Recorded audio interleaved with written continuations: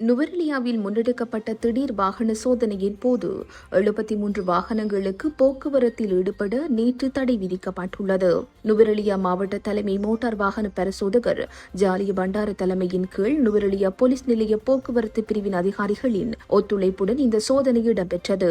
குறித்த சோதனையில் நுவரெலியா பதுளை மற்றும் நுவரெலியா உடப்புசொல்லாவு பிரதான வீதியூடாக பயணிக்கும் நீண்ட மற்றும் குறுகிய தூர பேருந்துகள் மற்றும் தனியார் வாகனங்கள் உட்பட 100க்கும் மேற்பட்ட வாகனங்கள் தீவிர பரிசோதனைக்கு உட்படுத்தப்பட்டன.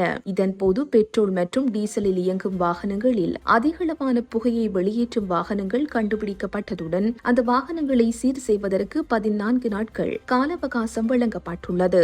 இவ்வாறு மேற்கொண்ட திடீர் வாகன சோதனையின் போது 73 வாகனங்களுக்கு உடனடியாக திருத்தம் செய்ய வேண்டும் என எச்சரிக்கை விடுக்கப்பட்டு அவற்றின் பயன்பாட்டிற்கு தடை விதிக்கப்பட்டது.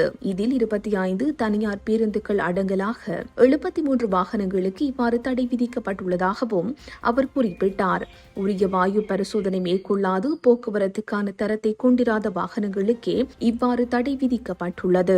வழங்கப்பட்டுள்ள 14 நாட்களுக்குள் வாகனங்களை சீர் செய்து நுவரெலியா மாவட்ட மோட்டார் வாகன போக்குவரத்து பரிசோதகர் காரியாலயத்தில் உறுதிப்படுத்த வேண்டும் எனவும் அதன் பின்னரே தடுத்து வைக்கப்பட்டுள்ள வாகன வருவாய் பத்திரம் மற்றும் வாகன ஆவணங்களை மீள பெற்றுக்கொள்ள முடியும் எனவும் வாகன உரிமையாளர்களுக்கு நுவரெலியா மாவட்ட மோட்டார் வாகன போக்குவரத்து பிரதான பரிசோதகர் ஜாலிய பண்டார தெரிவித்துள்ளார். தரமான போக்குவரத்து சேவையை உறுதி செய்யும் நோக்கில் நுவரெலியா மாவட்டத்தில் இந்த திடீர் சோதனை நடவடிக்கை முன்னெடுக்கப்பட்டதாகவும் மோட்டார் வாகன போக்குவரத்து திணைக்களத்தின் அதிகாரி சுட்டிக்காட்டியுள்ளார்.